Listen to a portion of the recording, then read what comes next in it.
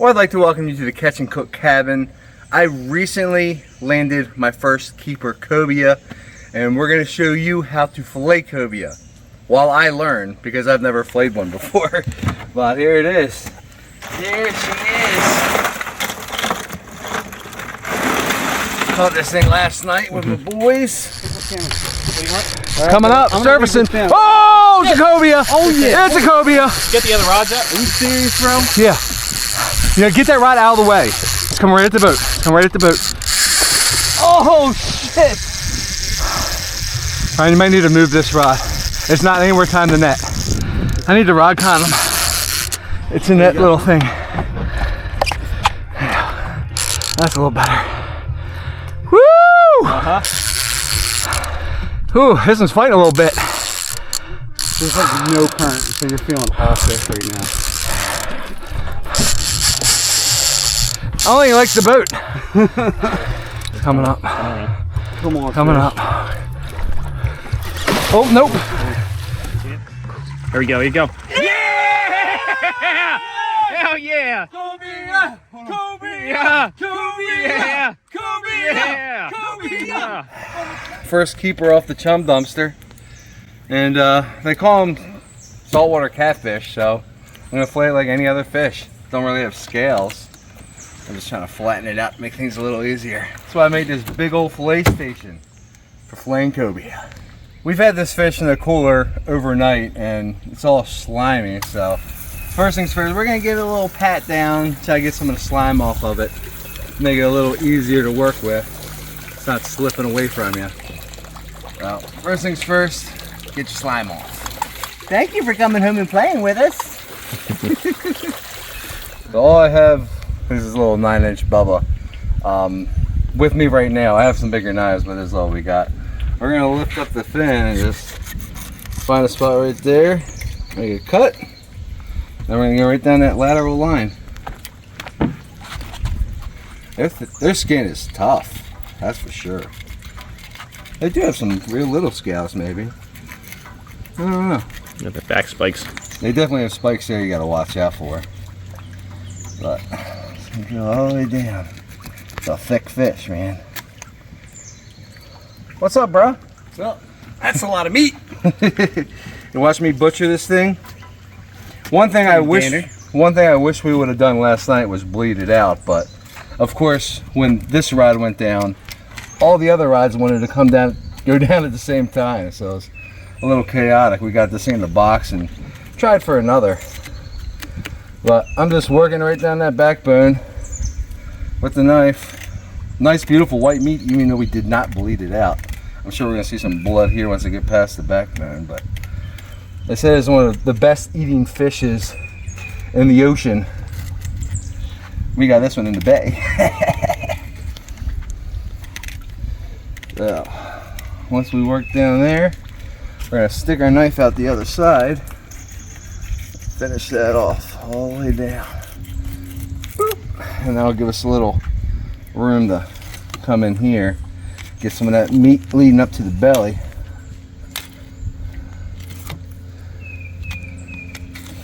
And last time we caught a keeper was out on a charter, so the charter captain, there's a rib bone there, the charter captain filleted up for us, and he used an electric knife, but we're trying to get a little more surgical than that.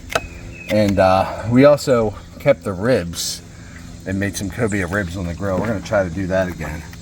But right now I'm just gonna try to get around this rib cage as close as I can.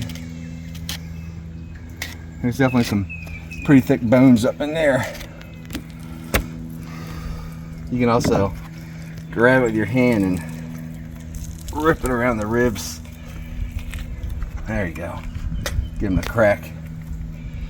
And that's all ribs there. We're gonna cut out the ribs, so it's okay if we leave a little meat on them. Bam! One side done. Left the little meat down here. We can always go back in there and get that off and fry that up in a little pan. Be alright. On to the other side. Same thing. You gotta get all the way up in that forehead, get all that meat out of there. And I'm just gonna turn my knife around backwards this time. There we go. I'll try that down here, knife backwards. There's a way to fillet fish when they're real scaly without scaling them. Just go in backwards like this and get underneath the scales. Usually works pretty well. Alright. A lot of meat on this thing.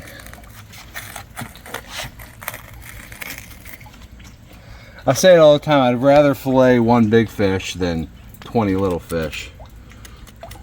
A lot less time consuming and a lot more meat for the effort. And then you just keep working it down. Something holding on there.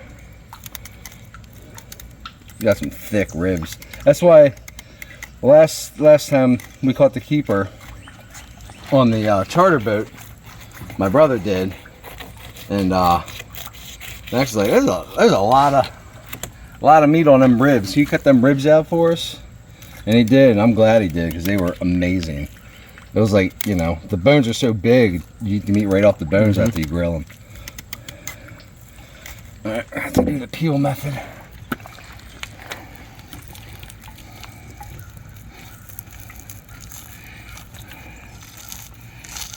Yeah, that works pretty good.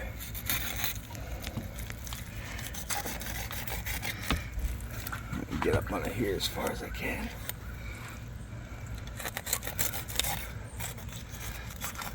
Bam! Nice. Couple big fillets, and now we're gonna cut the skin off of them. Actually, I might take a thumbnail picture real quick. We'll be right back. So far, pretty easy. Very similar to filleting a catfish. Now we're gonna take the skin off. These big fish, you can take your knife and give yourself a little thumb hole or a finger hole right there. Then when you get your thing going, you got something to hold on to. And it's just sliding your knife right down your meat. This knife's almost not big enough, but like I said, almost.